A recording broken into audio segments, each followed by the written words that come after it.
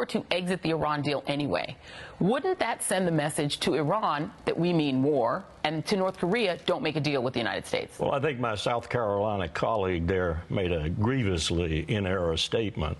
The German foreign minister summed it up quite well. He said what Trump has done is make the Iran agreement a domestic plaything.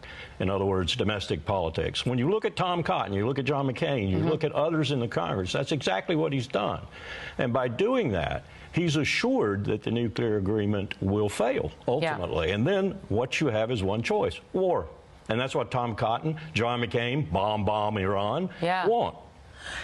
That actually is frightening. So you think that Congress moving to impose new sanctions on a country that is in compliance with a deal that we made with them, that the end game of that is to provoke Iran enough that we can go to war? Absolutely. I think we're doing the same thing we did in 2003, and believe me, I was very intimate with that process with Iraq. We're marching down the road to war. And as General Zinni said, if you think Iraq was a bad war, wait until you see Iran. Yeah, and explain for people who don't understand why it would be so much worse than the already catastrophic, mess that we wound up in Iraq. Well, the first thing you've got is the first visit Trump made was to the country who is, he said yesterday, he said in his remarks, he said Iran is spreading global destruction, chaos.